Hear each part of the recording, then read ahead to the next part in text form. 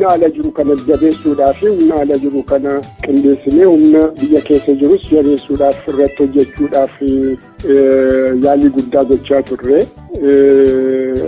Egaa biyya alaa kana keessatti sadarkaa adda addaa irratti adda bilisummaa keessatti waan barbaachisu qooda koo kennaan ture jechuudha. Bareeda. Isa dhumarratti obbo Mulugeta amma akka haala haaraatti socho'aa jirtan. Wanni haarofti maaltu jira? Oromoodhaaf maal harkaa qabdu? Kana odoo warra nu dhaggeeffatuuf himtani. Yaa gaarii haalli amma keessa jirru haalli Oromoon keessa jiru hedduu hamaadha. Hedduullee yaachisaa natti fakkaata. Akkuma salphifnee wayyaaneen boru kufuu fi wayyaaneen kana ta'uuf jennee osoo hin ta'in haala hamaa keessa jira.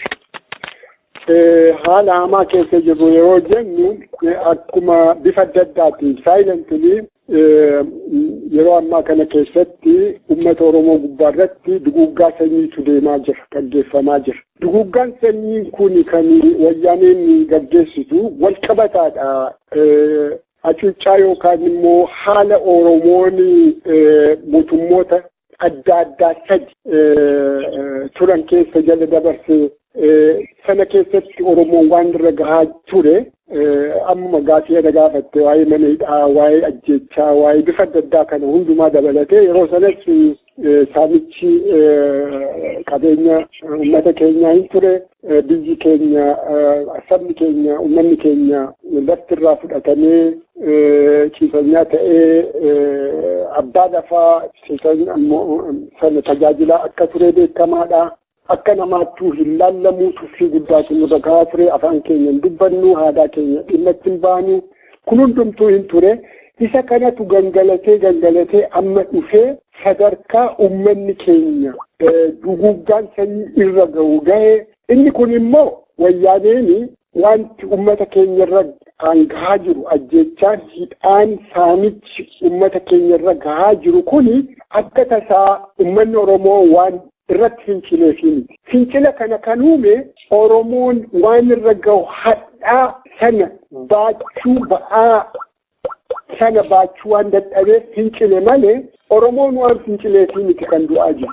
Oromoon akka ajjeefamu.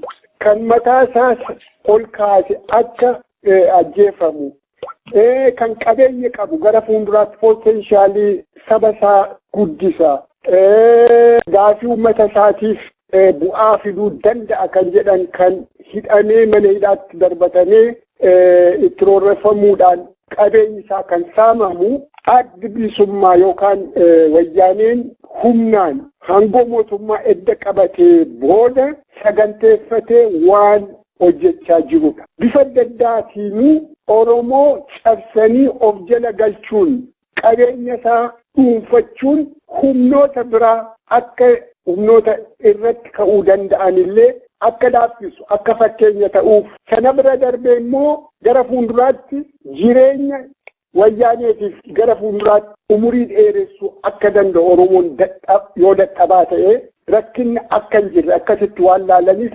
durumaan dura saganteeffatanii Oromoo irratti kan xiyyeeffatan waan ta'eef sagantaan amma deemaa jiru kun kan calqabarraa ka'ee saganteeffatanii jechuudha. Kanaaf amma gaafiin Oromoo gaafii bilisummaa duwwaa osoo hin taane gaafii akka saba tokkootti jiraachuu fi jiraachuu dhiisuudha. Gaafii sana jechuudha. Haala amma jiru kana keessa bahuu fi maal gochuun nurra jiraa kan jedhu irratti addi bilisummaa Oromoo waan itti amanu tokko qaba. Duris yoo ta'e haala cunqursaa, haala garboomsaa fi garbooma gidduu hidhannoo akkasii keessatti sirna kana keessatti gaafiin Oromoo deebii akka hin arganne kennaadhaanis bilisummaan Oromoo akka hin argamne beekuudhaan Oromoon ofirratti hundaa'ee qabsoo godhee mirga isaa deeffachuu akka danda'u gochuun barbaachisaadha. Kana gochuudhaaf immoo jaarmiyaa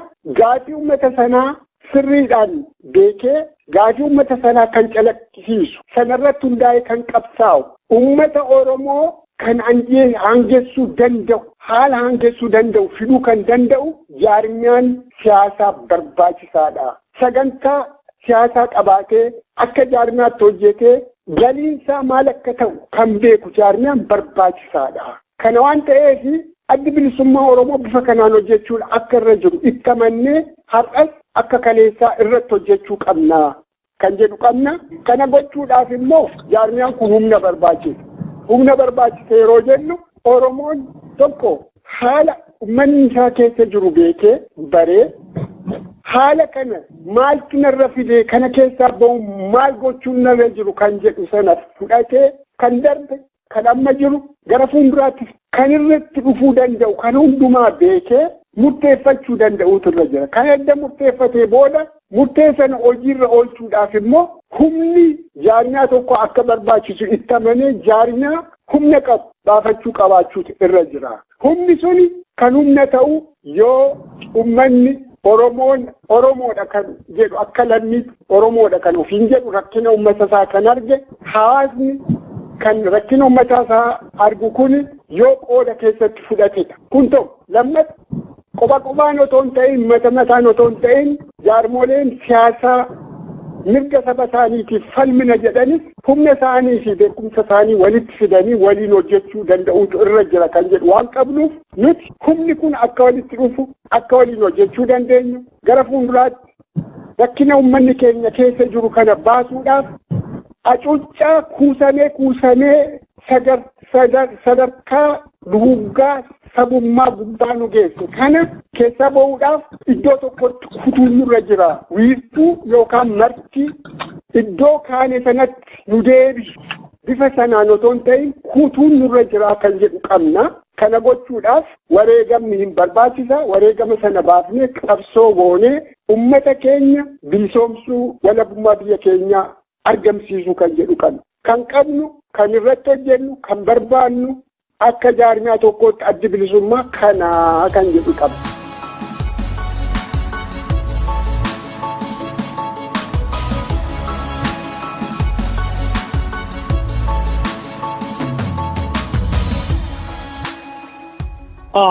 Baay'ee bareeda Obbo Mulugeta, waggoota darban 15 yookiin 10 ol darbanii fi sochiin Oromoo biyya keessaa biyya alaa haala gaariidhaan deemaa jira. Keessattuu kan biyya keessaa warri biyya keessaa paartiin mormitu warri karaa nagaa hojjetanillee sirriitti walii galu yeroo tokko walitti makatu wajjin hojjetu. Warri biyya alaa garuu wajjin hin hojjetanii walitti illee makatanii eessa geenya haala kanaan akkamittiin Oromoon mormituun namni karaa tokko deemu akkamiin waliin hojjechuu dadha. Haala ammaa kanaan har'a hoo tokko hin taane dhaabni kun yoom tokko ta'ee hojjetaa tokkummaan hoo jiraate immoo mee isa nuuf hima.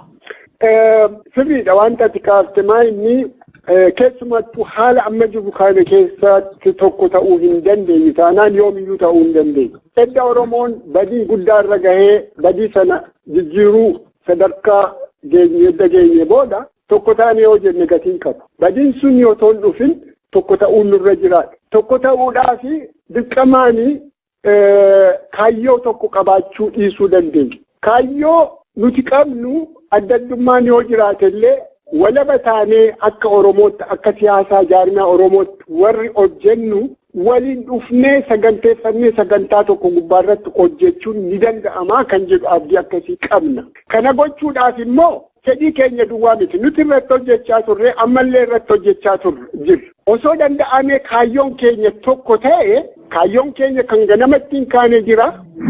Har'allee qabannee kan itti masakamaa jiru waan jiruufi sanarratti walii gallee otoo tokko taane gaarii.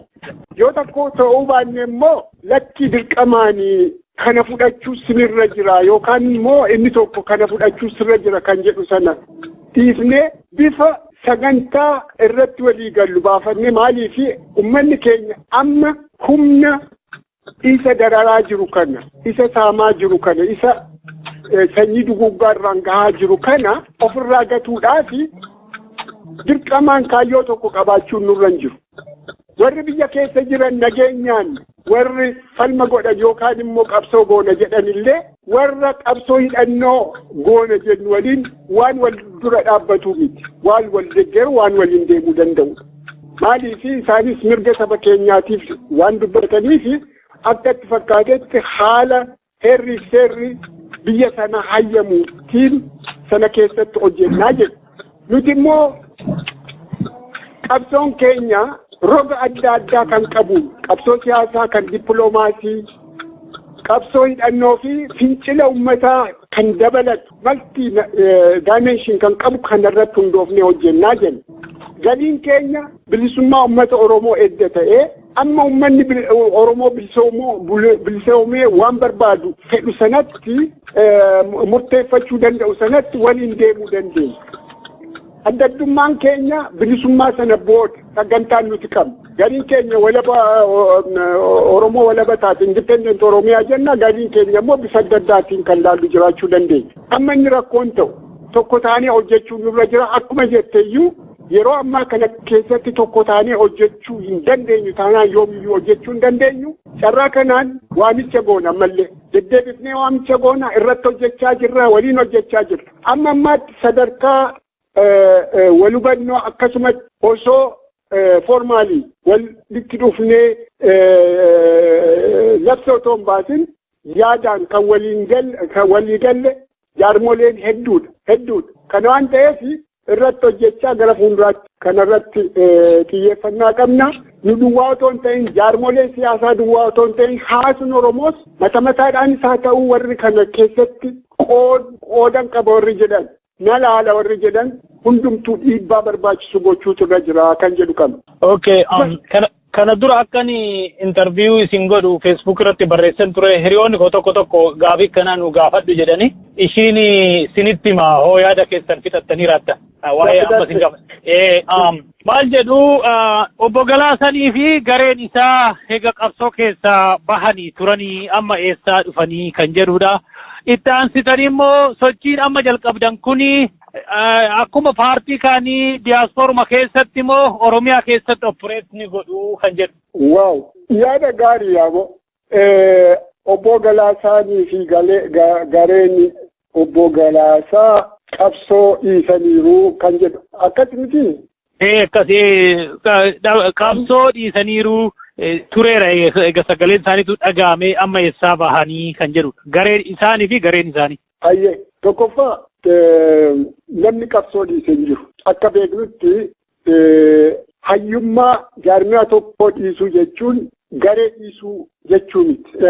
Qabsoo dhiisuu jechuu miti. Warri hayyummaa jaarmiyaa tokkoo namni yoo dhiise qabsoo dhiise jedhee laalu warra abbaa irrummaa guddisuudhaaf itti amanan duwwaadha. Namni tokko yeroo tokko keessatti hayyu duree ta'a.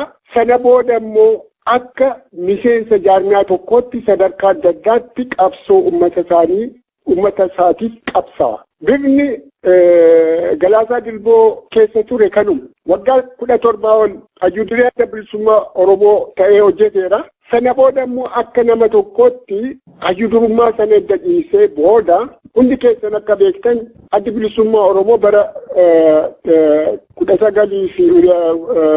2001 naannaa sanatti iddoo lamatti ta'uun isaa beekamaadha. Gariin shanee gumii gariin immoo qaama ce'umsaa ture. Gara shanee gumiitiinis karaa isaanii akkatti fakkaate hojjechaa turanii gara siin immoo gara qaama ce'umsaatiin bifa jaarmiyaa tokkoon akkatti fakkaatetti hojjechaa turan. Sana keessatti hayyu duree yookaan immoo Galaasaa Dilboo hojjechaa ture. Warri isa waliin turanis bifa kanaan hojjechaa turan.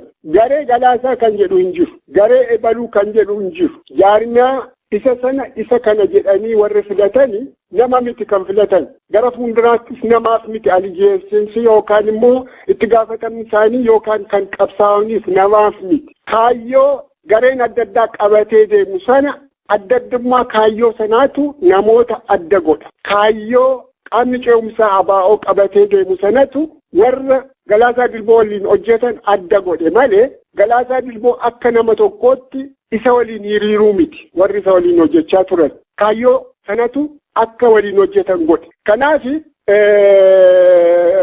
miidiyaa irratti bahamee mul'anne yookaan akkas hin taane yoo jedhame malee waggootii darban gaaf tokkollee haa ta'u qabsoo kana keessaa namni asee hin jiru irratti hojjetamaa ture akka adda bilisummaa Oromootti kaayyoo ganamaa qabannee waliin hojjechaa turre har'allee itti jira. Akka jaarmiyaatti otoo hojjennu sadarkaa tokkotti tokko taane adda adda baane tokko taane deebinee adda adda baane. Kanaaf warri gaafii akkasii gaafatanii meebii sammuu isaanii keessaa namni kan dhaabbateef kan hiriireef namaaf akka ta'etti warra laalan yoo jiraatan kun dogoggora. Kan adda nu qoodu kan adda nu baasu kaayyoo qabannee deemnu yoo ta'e malee namaaf akka hin taane beekamuudha.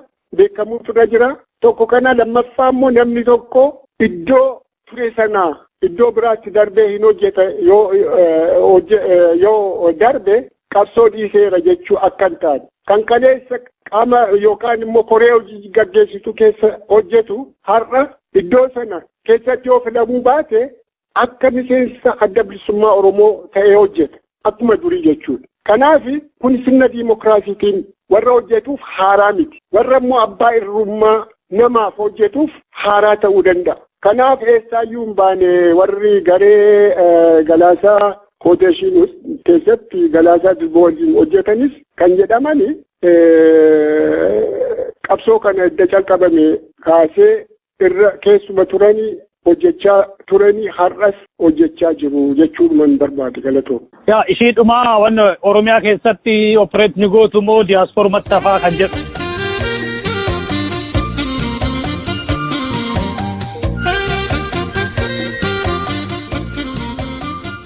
Gaafii cidha godhachuuf karoora baafanna yookaan walga'ii qindeeffachuuf yeroo tokko tokko ammoo eebba yookaan giraajuweeshinii kabajanna. Gaafii immoo guyyaa dhalootaa ayyaaneffachuuf. Gaaf nyaata mi'aawaa hiriyaa yookaan maatii waliin soorachuuf saganteeffanna. Akkasumas tajaajiloota biroo kana fakkaatan argachuuf. Maarree bakkaaf teessuma miidhagina aadaan faayame qopheessee kan isin eeggatu, nyaata aadaa biyyaa gosoota garaagaraa tolchee mi'eessee kan isin simatuu fi dandeettii maamiloota 500 wal faana keessummeessuun bakka mijatu Ebis Ethiopian Restaurant and Event Center Quunnamaa. Teessoon 1042 South Pier Street, Aurora, Colorado. Zip code 80012. Bilbilli 303-350-7162. Ebis Ethiopian Restaurant and Event Center.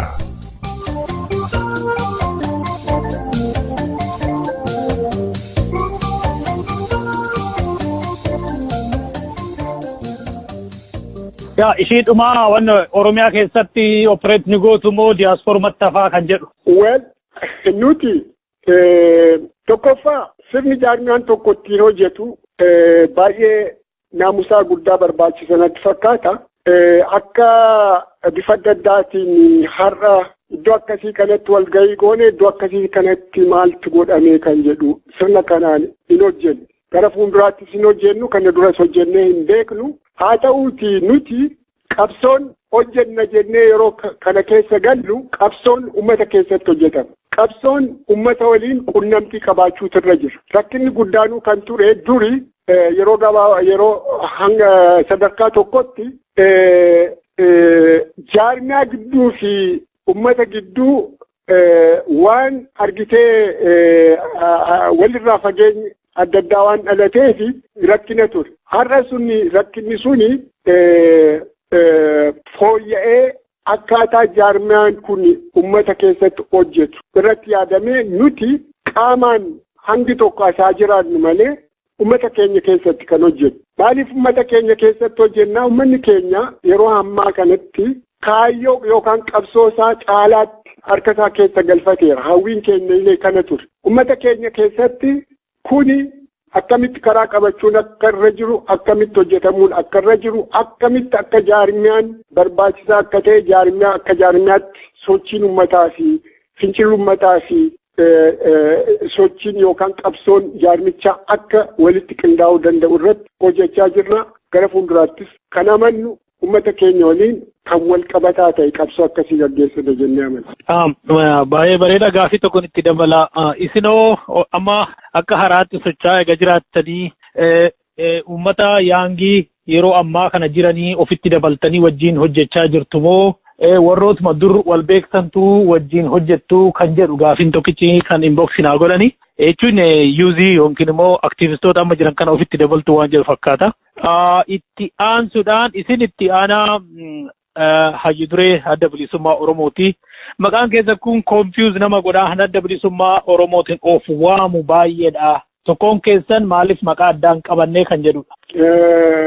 Gaafii bareedduudha kan gaafte. Gaafiin kuni tokko isa dura yoon deebisuu yaale dhaloota ammaa waliin hojjettu moo qophaa keessa warruma duriitu warra wal beektanitti waliin hojjettu kan jedhudha. Lakki nuti tokkoffaa qoonni yookaan immoo dirqamni hoggana tokkoo hogganoota hedduu of keessaa baasuudha. Hogganoota hedduu of keessaa yeroo baasnu immoo dhaloota isa haaraa gara fuulduraatti yoo qabsoon kun dheerate illee qabsoo kana gara fuulduraatti tarkaanfachiisuu kan danda'u dhaloota haaraa keessaa baasuu kan jedhu irratti xiyyeeffannaan keenya. Kana waan ta'eef nuti jaarmiyaan keenya hundumaa kan hammatedha.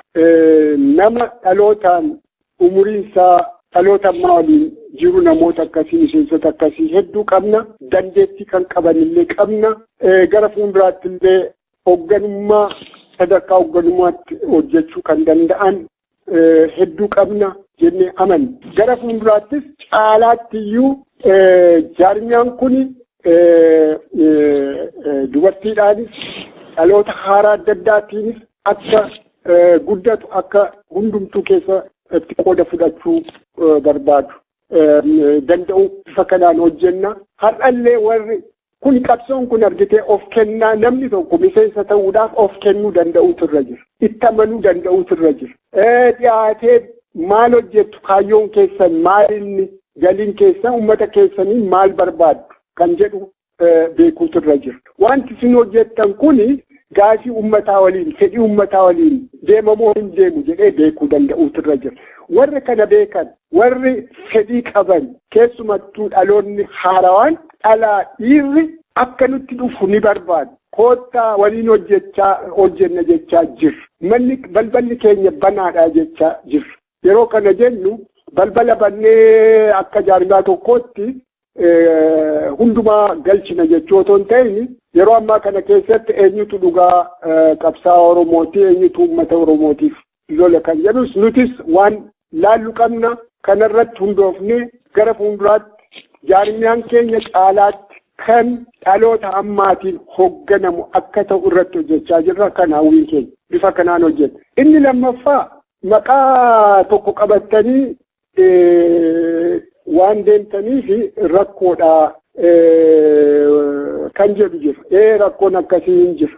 Garuu wanti guddaan nuti ilaaluun kan nurra jiru jaarmiyaa tokko jaarmiyaa kan jechisiisu maaliin jaarmiyaa tokko maqaan isaa kan irratti hundaa'u akkanaa galutti kaayyoo inni qabatee deemudha. Kaayyoon inni qabatee deemu suni dhugaa kaayyoo uummataa kan maqaa isaa sana calaqqisu yoo ta'e kaayyoo sana yookaan maqaa sana gadhiisee gara biraatti deemuudhaaf xinnoo ishii rakkoo taati. Seenaa kana keessatti warri kaayyoo sana qabatanii deemanii kaayyoon suni akka bifa adda addaatiin maqaa adda addaatiin warri argitee maqaa kana jalatti waan adda addaa deemsisuu danda'an jiraachuu danda'u. Haa ta'uuti namni kaayyoon suni maalinni kan isaan gaggeessanii fedhiin isaanii maalinni gaafii uummataa calaqqisaa waan isaan hojjetan immoo maqaa isaa kana waliin deemamuu hin deemu kan jedhu adda baafachuun baay'ee barbaachisaa natti fakkaata. Dhugaadha rakkoon hin jirti. Rakkoo kana egaa akkamitti gara fuulduraatti akka hiikamu caalaatti nu duwwaa otoo hin ta'in uummata waliin hojjenna natti fakkaata. Baay'ee bareeda. Isa gaafii ishii dhumaati gama kootini. Fakkeenya fi ODF faan carraa otoo argatanii biyya galanii tadaraaddaranii hojjechuu hin barbaadu. Akkuma haasaa isaaniitirraa fi barreeffama isaaniitirraa argamu. Isinoo carraa akkasii odoo argattanii waan akkasii kana hin barbaaddu yookiin immoo yaalallee wanni jirtan ni jiraayi. Inni egaa dhumarratti ammaan tana biyya Ameerikaa jirtu koominiitii Oromoo hunda deemtanii dubbisuu yaalaa jirtanii dhumarratti namoonni raadiyoo Finfinnee dhaggeeffatan akka isin simatanii fi eessa deemtuu kaayyoon keessanoo maalii han Ameerikaa keessa deddeemaa jirtanii fi isatti nu fixxanii waan hanqateetti nu dabaltu jechuudha. Nuti akkuma isin jedhe kaayyoon keenya ajandaan galiin qabsoo keenya akka kaayyoo keenya calaqqisiisu bilisummaa Oromoo fi walabummaa Oromiyaati kan barbaadu gabaabaatti. Kana ammoo haala amma jiru kana keessatti istiraakcharii caasaa poolitikaa cunqursaa fi cunqurfamaa yookaan immoo garboomsaa fi garboomfamaa hariiroo jiru kana keessatti gaafiin Oromoo deebii argata kan jedhu hin qabu. Bilisummaan Oromoo, fedhiin Oromoo, gaafiin Oromoo mootummaa amma jiru kanaan mootummaa amma jiru kuni kennaa Oromoodhaaf kennuun deebii argata kan jedhu hin qabu. Hawwiin akkasii abjuudha. Waan abjuu hojiirra oollee jechuudha. Kana waan ta'eef nuti kan barbaannu bilisummaa Oromoo guutummaatti edda ta'ee qabsoodhaan arganna jennee amanna. Kana waliin hojjennee yookaan immoo humna koloneeffataa tokko yookaan immoo humna cunqursaa uummata keenya ajjeesaa saamaa jiru lafa isaa qabeenya isaa irraa buqqisaa jiru waliin teenyee gaafii uummata keenyaa deebisna kan jedhu hin qabu. Qabsoon bifa adda addaa akka qabdu beekuun nurra jira. Yoo dhugaatti qabsoo uummata keenyaa fi uummata keenya hangeessuuf yoo ta'e qabsoodhuma nuti ittiin qabsaa'aa jiru kana. Humna keenyaan ofirratti hirkannee ofirratti amannee bilisummaa keenya argachuudha. Yoo haala jiru kana keessatti qooda fudhannee barcuma hirmanne yoo ta'e akkuma jettettu humna jiru kana waliin walii galtee tokkorra gahuudhaaf yaalii gochuudha. Kana miti kanatti namanni isa dura irratti amannu. Kanaaf wanti gochaa jirru mootummaa kana waliin tokkollee hin jiru. Inni lammaffaa maayinni fedhiin keessanii yeroo amman deemtanii uummata dubbiftan maalii kan jedhu yoo fakkaatu. Naannoo Ameerikaa kana keessa tuur gochaa jirtu hawaasa Oromoo adda addaa dubbisaa jirtu. Kanaaf qaamni raadiyoo Finfinnee dhaggeeffatu eessatti sinaa eeguu kaayyoon keessanoo maalii kan uummata dubbisaa jirtanii waan jedhudha. Isumaan waan irraa keessa jiraate immoo asumaan akkatti dabaltaniif. Nuti amma ammaatti as Kaalifoorniyaa naannoo Kaalifoorniyaa Saakiramento wallaa kanatti walgahii gooneerra uummata waliini. Walgahiin kun wanti walgahii kana irratti xiyyeeffannaan keenya akka iskoolarli waraqata dhiyeessinee leekcharii gochuu yookaan immoo waa tokko irratti waraqaa dhiyeessuu osoo hin taane uummata keenya waliin marii gochuudha. Marii goone yeroo jennu deeggartoota keenya, miseensota keenya kan yaada keenya waliin dhaabbatan, kan nu deeggaran, kan yaada nuti qabnu dhaabbii kaayyoo nuti qabnutti amanan duwwaa osoo hin taane laalcha adda addaallee kan qaban walitti dhiyaannee waliin mari'annee niituraalii haala lafa jiru irratti hundoofnee yaada wal jijjiirree waa tokkorra geenya kan jedhudha wanti guddaan. Maaliif kan iddoo deemnetti waan jenne duwwaa fudhatu osoo hin ta'in yaada bifa qabsoo yookaan immoo rakkina uummata keenyaaf furmaata fiduu danda'u irratti yaada kan qabullee kan yaada nu qabnu dura dhaabbatullee dhufee achi keessatti waliin akka dubban akka diibeetiillee goonu barbaada. Kana yeroo goonu nuti furmaanni jiru qabsoodha jennee amanna. Qabsoo kanaaf jaarmiyaan ni barbaachisa jennee amanna. Jaarmiyaa barbaachisu kana immoo humna gochuudhaaf, hirree kennuudhaaf, edda hirree kennanii fi waan irraa eeggamu hojjete akka argamu gara fuulduraatti hin hojjenne yoo ta'e gaafachuu kan danda'amu yoo waan barbaachisu goonedha jennee hawaasa keenyarraas deeggarsa barbaachisu argachuu barbaanna yookaan nu gargaaran kan qabsoo keenyatti amanan yoo jiraatan jennee amanna. Kanaaf iddoon nuti gara fuulduraatti yeroodhaaf walgahii gochuu saganteeffanne yeroo dhiyoo kana keessatti gaafa lamaa Poortilaanditti walgahii goona. Gaafa sadii Siyaatilitti sanbata guddaa Siyaatilitti goona. Gaafa sagalii immoo Minisootaatti goona.